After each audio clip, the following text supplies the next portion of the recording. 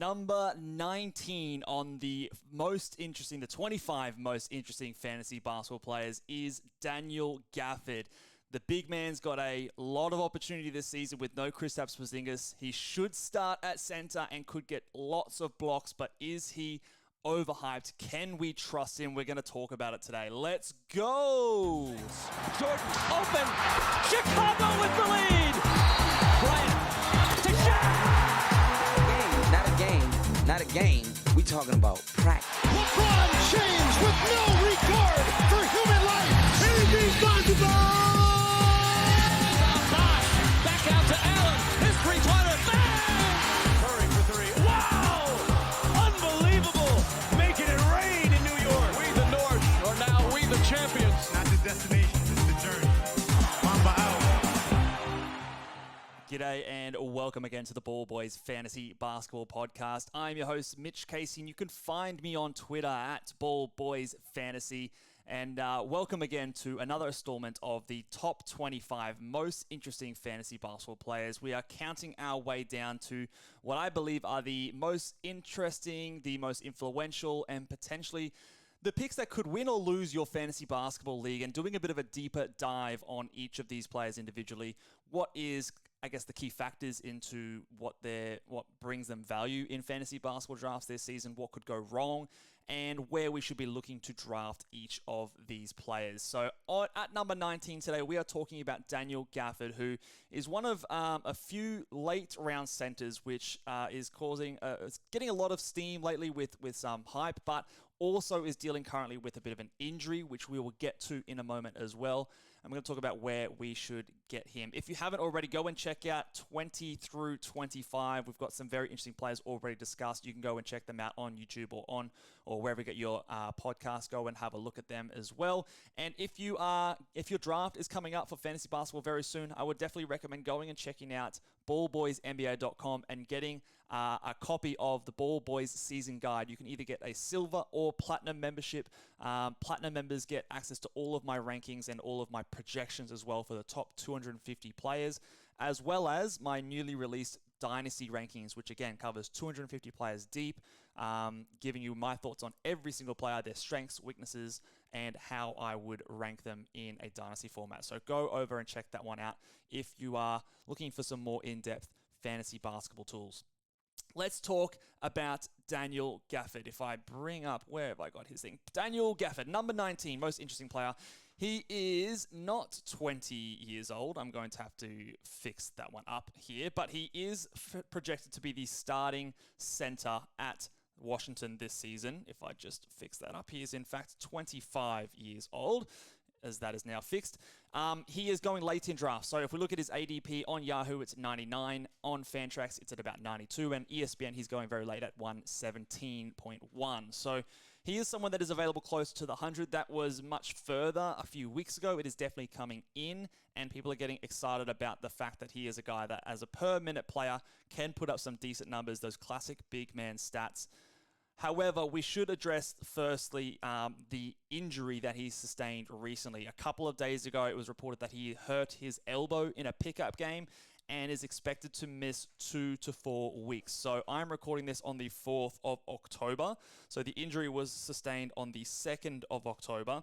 So if we look at 2 weeks from there, he will be fine and will not miss any of the season. If it's 4 weeks, the longer end of the timetable, he could miss just over a week of NBA action there as well. So it's not likely to impact his season too greatly, but it is something for us to keep in mind, at least for someone, especially someone who's figured to step into a larger role this season. It isn't always the best preparation for a season when you're stepping into what figures to be a larger role and you've come down with a bit of an injury. So that is something for us to keep in mind, but I don't necessarily think it should affect his draft stock, or at least how we view him moving forward. It is an elbow injury, so again, he can keep up his conditioning. Less likely for that to become a recurring thing, something that really bothers him. He's not necessarily a shooter or anything like that, so we don't need to worry about him, missing his jump shots because he's got an injured elbow. Really, all he does is dunk the basketball. So I don't think it really should affect how we view him going into drafts, but just do keep that in mind if it does change any and say across the news if that extends out longer. But as of right now, 2 to 4 weeks would place him right around the start of the NBA season, maybe cutting a week into it, depending on if it's on the 2 or the 4 end of that timetable. So what are we talking about with Daniel Gafford here? So last season, he played 78 games. He played 20.6 minutes in that time. When it came to his fantasy rankings, he was the 135th ranked player in 9 category settings. He was the 138th ranked player when it was -1 settings. And that took out his threes because obviously he didn't hit any. And in a Yahoo Points league, he was the 179th ranked player. But that doesn't tell the full story for Daniel Gafford. What we are going to be focusing the majority of this podcast is talking about what happens now that Kristaps Porzingis is no longer at Washington. He also did start a lot of games last season. Is that something that they're going to be continuing to do? We're going to have a look at their depth chart as well and figure out what can we actually expect from Daniel Gafford this season and where does that place him in terms of fantasy basketball rankings. So last year, as a starter, he started actually 47 games. So over half of the NBA season he did start. And in fact, it was the final 47 games. So the first 31 games he came off the bench. And again, that had him playing 14.3 minutes. So very low playing time to start the season. And then at the end of December, Kristaps Porzingis was out for a couple of games. He started but never gave the starting job back. He started a lot of games next to Kristaps Porzingis in Washington as well. And so for those final 47 games, or he missed a few here and there, but every game he played, he started thereafter. And he averaged 24.7 minutes. So 25 minutes a game as a starting center. And in that time, he averaged 10.8 points, 6.4 rebounds, 1.5 assists, 0.5 steals, 1.4 blocks. He shot 73 from the field and 72 from the free throw line. So all in all, okay numbers. The field goal percentage is huge. The 1.4 blocks is nice. The rebounds are okay, not great from a starting center. But it really is the minutes that we're going to focus the majority of this podcast on, because it really comes down to how many minutes do we expect or hope Daniel Gafford to play this season, because we no longer have Kristaps Porzingis. They don't really have much of a backup when it comes to the center position. So you would assume, be in line for a big role minutes-wise for the Washington Wizards this season. However, this is where I make myself a little bit nervous when I'm starting to talk about Daniel Gafford in fantasy basketball. I had a very similar situation last season when we talked about another player by the name of Jalen Smith in the Indiana Pacers.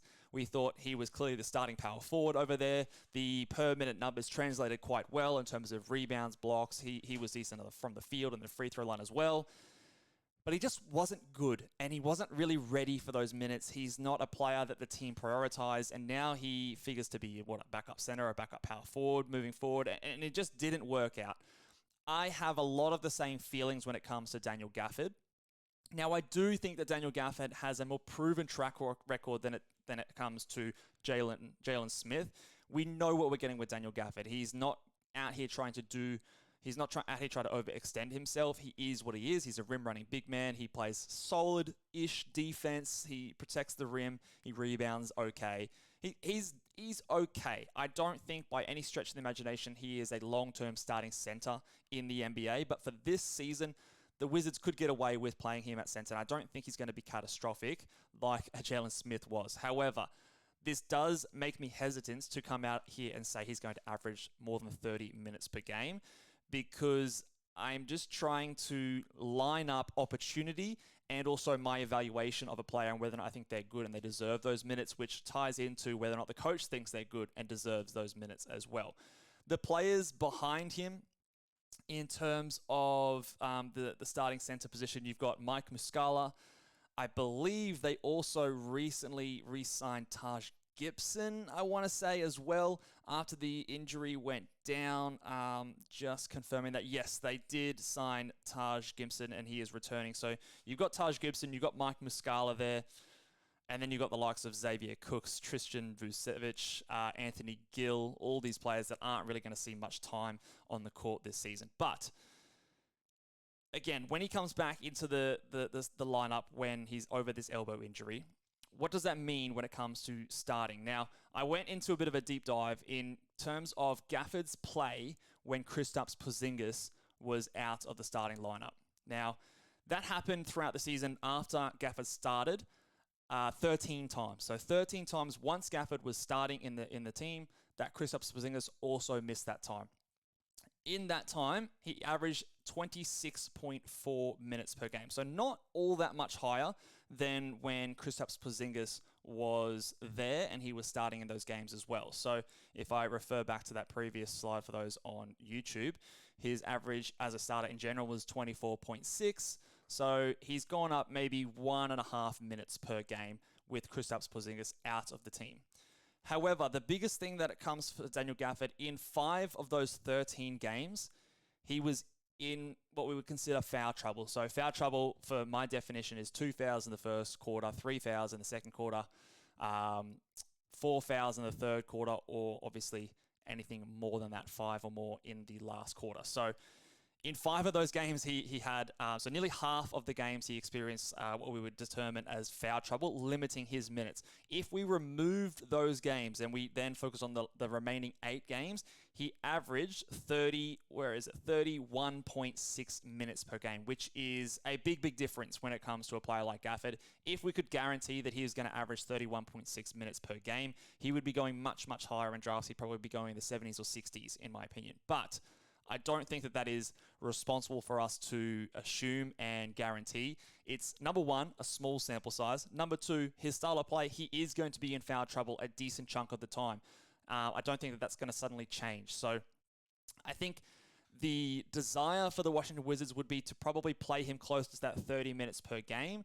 The reality might look like it's a little bit less than that to me.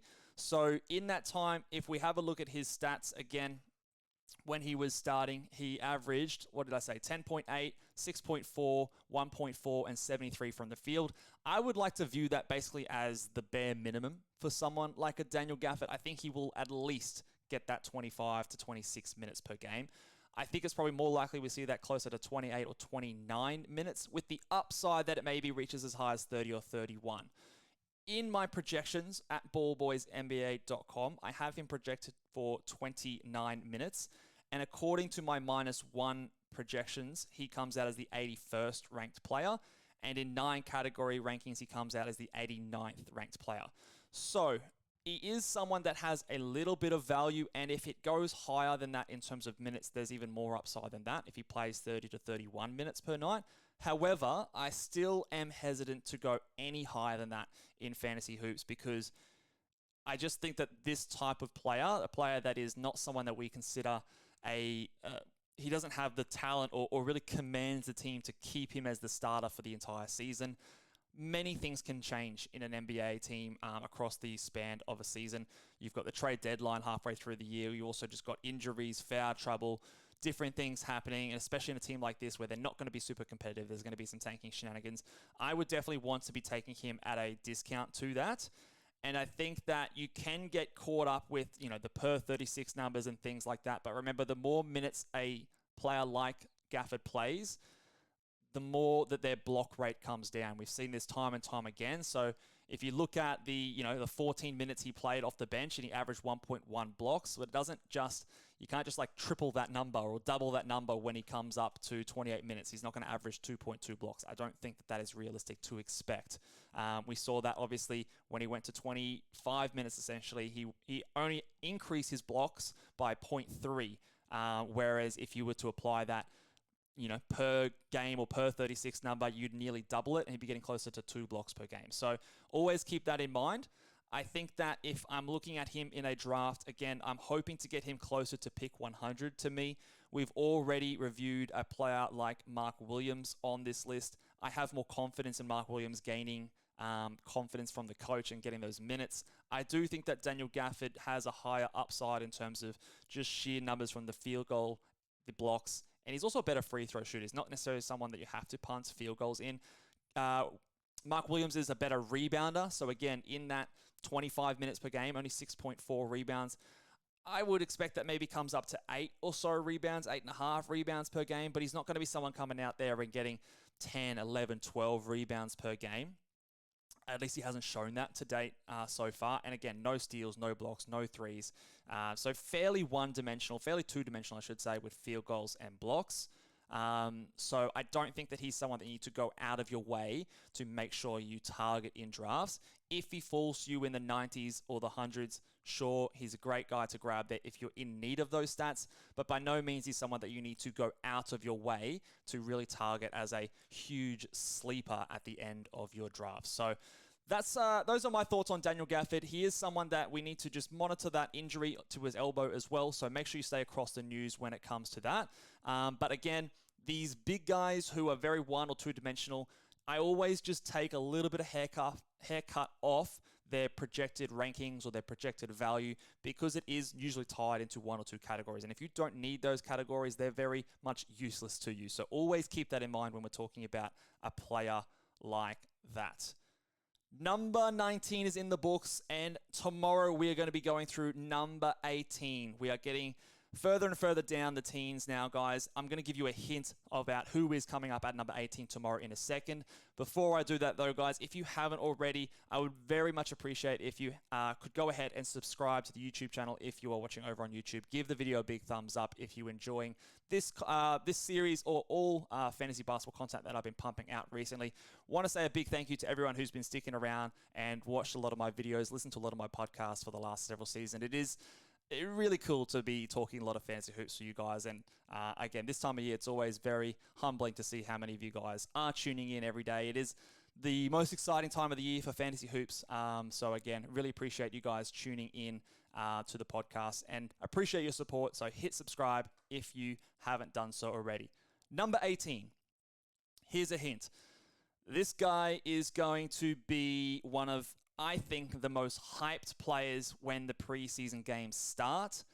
He is someone that I am a huge fan of. I think he is going to be a superstar in the NBA. He is going to be an all-star at some point, maybe an all-NBA player.